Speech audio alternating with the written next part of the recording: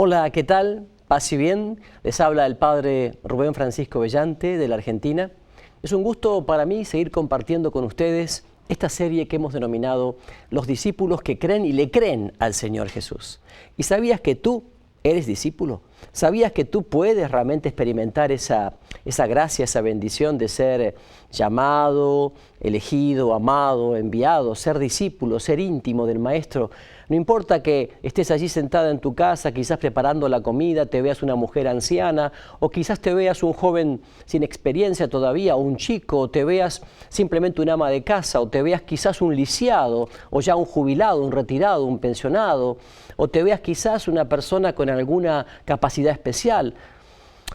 Todos estamos llamados a ser discípulos y cada uno, lo veremos después, más adelante, está llamado a servir al Señor desde las dimensiones maravillosas que el Señor quiere en este prisma que somos todos y cada uno de nosotros, donde ciertamente la cara es siempre Jesús, porque el Padre, Dios, nos ama en Jesús, por Jesús, con Jesús.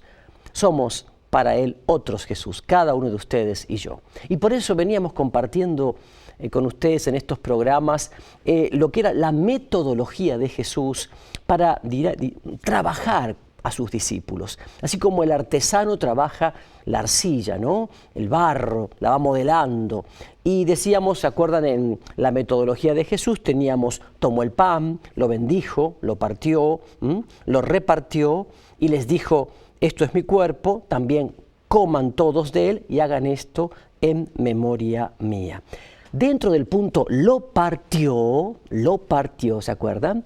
Estábamos viendo nada más y nada menos que las purificaciones, Y hablábamos de purificar la intención del corazón, purificar entonces la actitud interior, para que no haya dobleces, para que no haya doble moral, doble discurso, para que haya transparencia, sinceridad, corazón de niño, honestidad, ¿no? Integridad.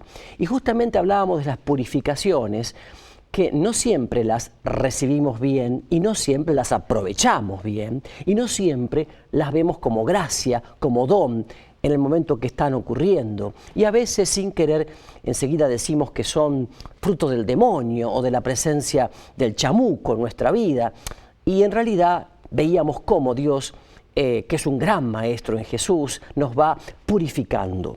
Y hablábamos, por ejemplo, de la calumnia, ¿no? La calumnia, porque a veces uno se pregunta por qué permite que una infamia, una calumnia destruya nuestra vida. Así decía un hombre íntegro realmente, que había entregado toda su vida al Señor, al servicio del Señor, y que en los últimos años de su vida tuvo que ver que, incluso a través de los medios de comunicación o de la opinión pública, su imagen apareciera como deteriorada o dudosa para muchos. Y él se preguntaba, ¿por qué? ¿Por qué? ¿Por qué esto, Señor? ¿Por qué esta injusticia? ¿Por qué este atropello? ¿Por qué a mí, después de tantas décadas de estar a tu servicio? ¿Por qué, no es cierto? Y otro amigo muy sabio supo contestarle con la palabra adecuada, inspirada por el Espíritu. Y le dijo, mira, esta es la gran oportunidad que tienes para ser feliz y dichoso de acuerdo a las bienaventuranzas de Jesús, de acuerdo al Sermón de la Montaña. Y hay que captarlo esto y vivirlo delante del sagrario, porque con mirada humana no alcanza, no basta. Lo cierto es que la dura experiencia esta siempre nos hace trastabillar y nos hace preguntarle al Señor, ¿por qué a mí, no? Como tantas frases de Jesús, tantos gritos reclamando, por ejemplo, Dios mío, ¿por qué me has abandonado? O Dios de Israel, ¿por qué ya no sales en nuestro auxilio? O ¿por qué permites que se pisoteen el derecho y la justicia? ¿Que no te importa que traten de esta manera a los tuyos? Por eso son tantas frases que incluso Jesús, el Dios hecho hombre, pronunció en algún momento de su vida, o también muchos profetas, o también muchos hombres y mujeres de Dios lo han pronunciado en algún momento de su vida. Y creo que la gran pregunta es, ¿para qué nos sacaste de Egipto? ¿Para traernos aquí a morirnos de hambre? Allá por lo menos teníamos ollas de carne y cebolla. ¿Cómo cuesta la madurez de la libertad? ¿Cómo cuesta la madurez de vivir el propio proyecto? ¿Cómo cuesta la madurez de vivir la propia identidad? ¿Cómo cuesta saber que solamente el Padre, Dios, nos tiene en su mano y nos lleva sin falsas seguridades humanas, aún dentro de la iglesia? ¿Cómo cuesta? Y muchas veces murmuramos contra Dios, y muchas veces lo acusamos, y muchas veces dudamos de Él, y muchas veces le damos la espalda, y muchas veces nos rebelamos y lo traicionamos. Y Dios permanece inmutable. Sí, Dios permanece inmutable. ¿Por qué? Porque Dios sacrifica su gloria, entre comillas, con tal de seguir adelante con la obra de purificación de los que ama, de los que está amando. Qué lindo, ¿no? Qué lindo que es esto. La calumnia, ¿no? Recuerdo ese episodio que nos trae Don Quijote de la Mancha, ¿no? Esa gran obra de la literatura española, hispanoparlante.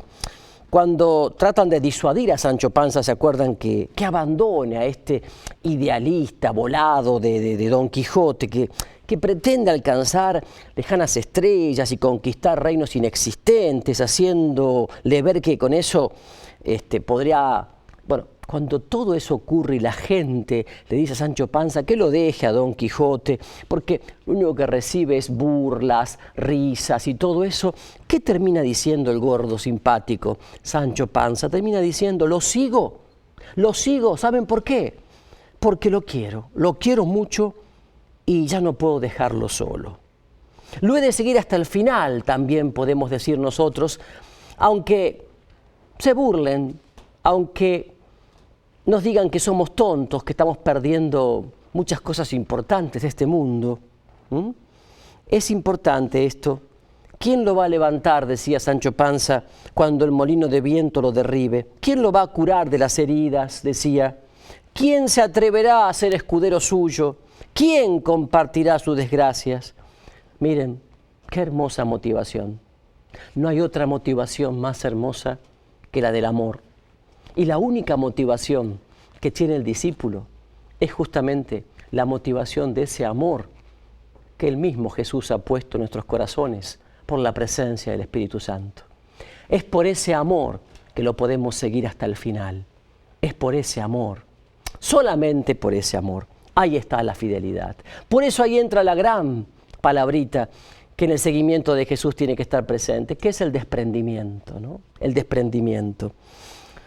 Por ejemplo, se dice que los discípulos del Señor tenemos que vivir del altar. Y esto es importante porque a veces hay demasiadas gratificaciones humanas entre los laicos y también los sacerdotes y las religiosas.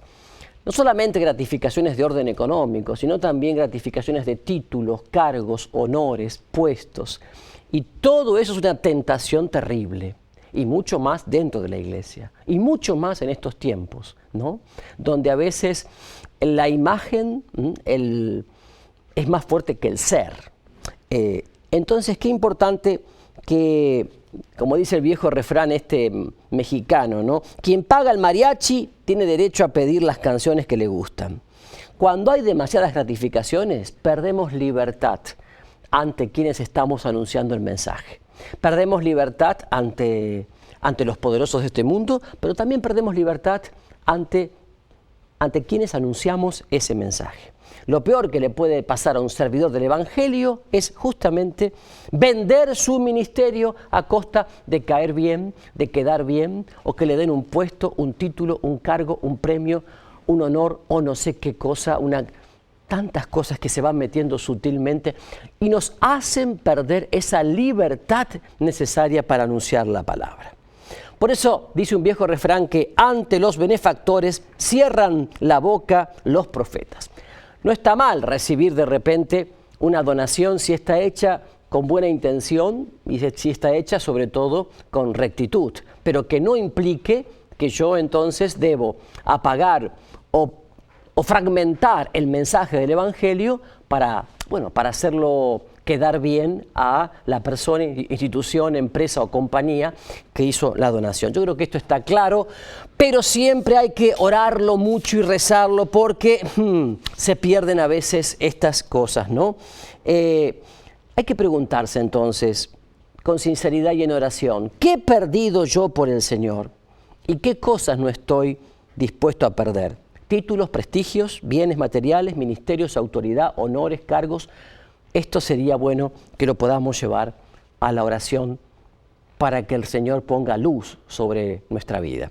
Y también otra cosa es que nos molesta mucho es la llamada persecución de los buenos. Porque mire, a ver, cuando nos persigue el mundo, o sea, cuando nos calumnia, nos critica el mundo, o sea, el mundo que se opone al plan de Dios, al proyecto de Dios, no habría tanta dificultad, digamos, aunque uno, por supuesto, le duele. Pero el tema es cuando la persecución viene de los llamados los buenos, digamos así, que viene de la familia, que viene de los amigos, que viene de repente de la comunidad, que viene de los propios sacerdotes, colegas, que viene del obispo, que viene de dentro de la iglesia. Cuando esa persecución realmente llega a través de incomprensión, murmuración, difamación, calumnia, ahí sí que realmente uno siente un peso enorme y a veces siente muchísimo desaliento, muchísimo deseo de dejarlo todo, ¿no? Pero miren, ahí me parece que se da la purificación más maravillosa y absoluta, porque ahí lo único que queda es Dios, solo Dios, solo por ti, Señor, solo por ti, solo Dios. Esto me parece fundamental. Miren, Juana de Arco, por ejemplo, y no es para polemizar, pero es bueno decirlo, Juana de Arco fue juzgada por la Inquisición francesa y condenada a muerte por los 70 teólogos del obispo de París, y luego la Iglesia la canonizó. Bueno, y así también podríamos decir tantos ejemplos. A Francisco de Asís no le aceptaron la regla, porque la regla era prácticamente en vida, no se la aceptaron, porque era el evangelio vivido, y tuvo que complicarla un poquito más para que se la aceptaran. O sea, ningún santo fue canonizado en vida, eso quiero decir, y muchos santos, pero muchos, yo diría la mayoría, han vivido purificaciones de todo tipo que tienen que ver con la incomprensión dentro de la iglesia, con la incomprensión justamente dentro de sus comunidades, con sus pastores, con su obispo, con sus hermanos de comunidad, de ministerio, etc. O sea que yo diría que esto también tiene que ser tomado con un gran espíritu de fe, ¿no? Cuando nos persiguen los buenos ya no tenemos a nadie a quien agradar, sino solo a Dios. Cuando nos persiguen los buenos ya no tenemos nadie a quien agradar, solo a Dios. ¡Qué maravillosa liberación! ¡Solo a Dios! Ya no hay parientes, familiares, ya no hay condiscípulos, ya no hay pastor a quien supuestamente debemos agradar, sino solo a Dios. Estamos ante la única oportunidad de mostrarle realmente al Señor que ninguna dificultad nos va a detener para ser sus servidores. Bueno, por supuesto que esto no significa que Dios permita las injusticias, los atropellos, ni tampoco la violación de derechos humanos, de ninguna manera. No, jamás ha sido así y jamás Él ha estado aliado con el mal. Pero Él es capaz de escribir derecho en renglones torcidos y de tomar situaciones realmente o experiencias que han sido espantosas y realmente llenarlas de bendición, llenarlas de luz, llenarlas de gracia. La gran pregunta que nos podemos hacer también es, bueno, pero ¿por qué nos purifica? ¿Por qué nos purifica Dios? O sea, ¿qué necesidad hay de purificarnos? Yo creo que la respuesta la tenemos, pero no viene mal desarrollarla. Nos purifica porque lo necesitamos. Necesitamos purificarnos. El Señor nos purifica por la simple razón de que es necesario hacerlo, sobre todo cuando uno ha llevado una vida en donde ciertamente no siempre hubo santidad de vida, donde hubo pecado, imperfección, donde hubo muchas veces apego al mal, apego al pecado. Entonces el Señor necesita purificar, cambiar el fondo, no solamente la superficie, sino cambiar el fondo, la raíz. Por otro lado, también hay que tener en cuenta que quien ha vivido sumergido en el pecado, tiene que pasar un buen tiempo rehabilitándose y necesita una etapa de purificación, como le pasa, por ejemplo, al alcohólico que necesita una etapa de rehabilitación o al drogadicto que necesita una etapa de rehabilitación. Pues bien, el que ha vivido con asiduidad en el pecado necesita ciertamente una etapa de rehabilitación, de purificación. Porque, por ejemplo, la misma Magdalena, María Magdalena, ¿no es cierto?, que se encontró con el Señor, que fue tocada por el Señor realmente. Bueno, sin embargo ella misma, aunque aceptó seguir al Señor, necesitó mucho tiempo de purificación. Y así podríamos dar otros ejemplos. Saulo de Tarso, después de su encuentro con el Señor, camino a Damasco, tuvo que ir al desierto de Arabia varios años para purificar justamente y purificarse en la oración, en la penitencia, en la meditación de ese encuentro con el Señor. En el siglo XX, el gran escritor francés André Froissart, que era hijo de marxistas, él mismo marxista, que tuvo un encuentro con el Señor a raíz de la invitación de un amigo, que fue un encuentro sorpresivo y sorprendente para él mismo, necesitó también un tiempo de conversión intelectual y de conversión, yo diría, espiritual y psicológica de todo su ser a esta propuesta que el Señor le estaba haciendo. También la purificación viene por la misión que el Señor nos confiere. Esto es importante, tanto más profunda sea la purificación que Él realice en nosotros, ciertamente mejor seremos canales de gracia, canales de su gracia. Todos los grandes profetas han pasado por el horno de la purificación. Por ejemplo, Isaías 6, 1, 11, tuvo que ser purificado con un carbón encendido. Jeremías sufrió la persecución de los suyos. Jeremías 20, 7, 12. Ezequiel fue juzgado loco e impertinente. Amasías puso en tela de juicio el ministerio del profeta Amós. Amós 7, y así podríamos seguir el ejemplo de Saulo de Tarso y muchos más, ¿no? Es decir, ¿y cuál es ante la purificación nuestra actitud? Ahí viene un punto importante. Ante la purificación, nuestra actitud es abandonarnos, ¿sí? Abandonarnos, ciertamente. La confianza ilimitada en el Señor nos debe llevar a una actitud de abandono voluntario al proyecto, al plan de Dios. Abandonarnos, pero sin condiciones. Si la entrega no es incondicional, el Señor no podrá hacer su obra. Una entrega sin condiciones, me parece importante. Firmarle el cheque en blanco que se dice, ¿no? Hágase en mí según tu palabra, es la actitud de María, ¿no? Así como cuando entramos a la sala de operaciones, uno se da cuenta que se entrega al médico, al cirujano, al anestesista, se entrega a los enfermeros, se entrega a todos, sin condiciones porque tienen que operarme allí. Bueno, así también me parece debemos entregarnos en manos del médico divino para que Él realmente haga su obra en nosotros.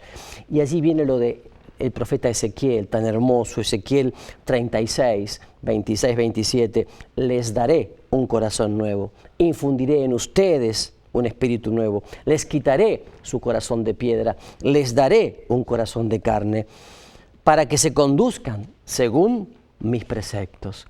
Ahí está lo necesario de la purificación, es darnos un corazón nuevo.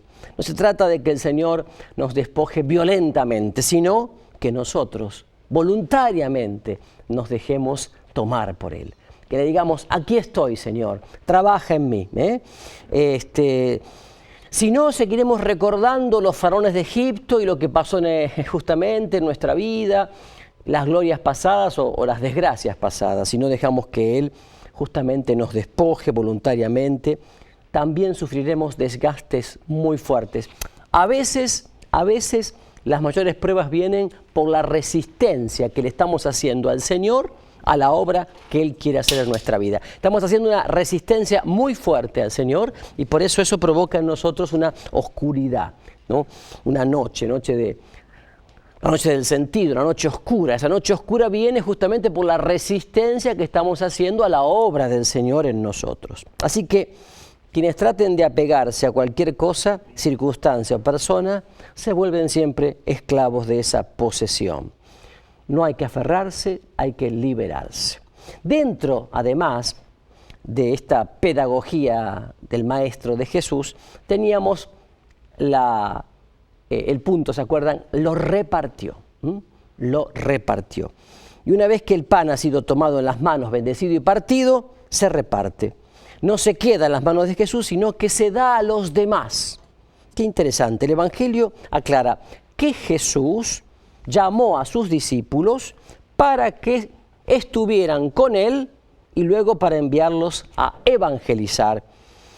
El que ha estado al lado de Jesús, ha intimado con Él, ha conocido lo profundo de su corazón, entonces puede llevarlo a otros. Esta es la idea fundamental.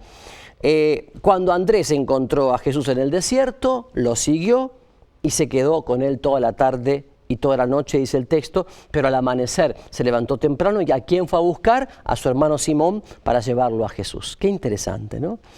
Entre más justamente hayamos sido partidos, más repartidos seremos. Entre más hayamos sido partidos, más repartidos seremos. Entre más hayamos sido purificados, alcanzaremos para más personas. Un pan entero solo puede ser comido por una persona, pero cuando se lo parte, lo pueden comer muchas personas. Pan partido, repartido y compartido. Este es el fin de la purificación. El fin de la purificación es la multiplicación. La multiplicación. Es como que nosotros con nuestra disponibilidad aportamos los 5 panes y los 2 pescados, 5 panes y 2 pescados, y el Señor hace el resto. Qué interesante. El Señor multiplica, el Señor hace que esto llegue a todos. Qué lindo, ¿no? ¿Y cuál es nuestra actitud ante esta invitación del Señor? El desprendimiento. El desprendimiento. Nuestro Dios es uno, declara 1 y 1000 veces en la Biblia, no hay otro Dios fuera de mí. O sea que nuestro Dios, por ser único, no acepta compartir nuestro corazón con nadie, con nada, y por eso entonces nuestra actitud es el desprendimiento. Una vez Jesús estaba frente al lugar de las limosnas, ¿se acuerdan? Y apareció una viuda, ¿se acuerdan allí? Y esta pobre viuda dice, ha entregado más que los demás porque ella ofrendó cuanto tenía. El Señor nos invita al desprendimiento. Nos invita al desprendimiento. El desprendimiento afectivo y efectivo es una forma como Dios nos purifica de todos los apegos que están consciente e inconscientemente en nosotros. Las palabras del Evangelio nos muestran claramente este aspecto. ¿Quién ha encontrado la perla preciosa? Vende todas sus posesiones para adquirir la única que es de gran valor, por la cual vale la pena dejarlo todo. Quien la ha descubierto, dice, encuentra que todas las cosas frente a lo que el Señor nos propone, todas las cosas empalidecen. Qué lindo, ¿no? No se trata entonces de despreciar las cosas o las personas, sino de apreciar lo que en verdad es valioso y ante lo cual todos los demás desluce y pierde sentido. Esta es la experiencia finalmente de tantos de nosotros, ¿no? En la historia de salvación siempre hay un destierro que nos desarraiga de todo cuanto somos y tenemos, y justamente allí viene la actitud de decir, Señor, realmente eres mi Dios y mi todo. Tenemos tantos ejemplos en la Biblia. Jacob tiene que dejar su familia y huir de los suyos. José, deportado por sus hermanos, va a un país desconocido. Moisés tiene que renunciar a su seguridad humana. Elías se va al desierto. Y la cumbre del desprendimiento llega cuando el Señor nos pide no solo las cosas que nos pueden separar de Él, sino incluso los dones que Él mismo nos ha dado en algún momento para el servicio de la comunidad. ¿Sí? Ahí sí se ha llegado a la frontera de la gloriosa libertad de los hijos de Dios. Solo Dios basta, Señor. Yo no quiero tus dones, no quiero tus carismas, yo te quiero a ti. Yo te quiero a ti.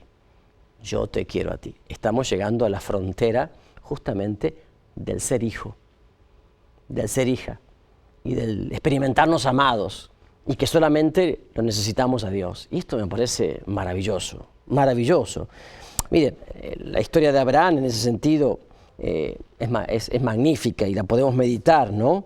Pero bueno, no queremos ahondar demasiado en esto, sino que tenemos que decir que allí, en ese momento, con Dios ya no hay comunicación, sino común unión. O sea, hay un mismo sentir, hay un mismo pensar, hay un mismo mirar, porque finalmente miramos con sus ojos, finalmente estamos amando con su corazón, finalmente nos sentimos cercanos a Él.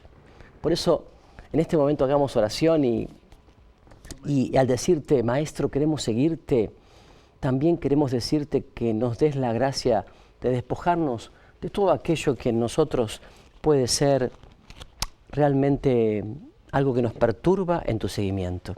Queremos darte gracias porque sabemos que estás más deseoso que nosotros de darnos eso. Sobre todo, muéstranos cuáles son los apegos sutiles que tenemos a personas, a cargos, honores, a bienes materiales, pero también a los mismos dones y carismas que nos diste.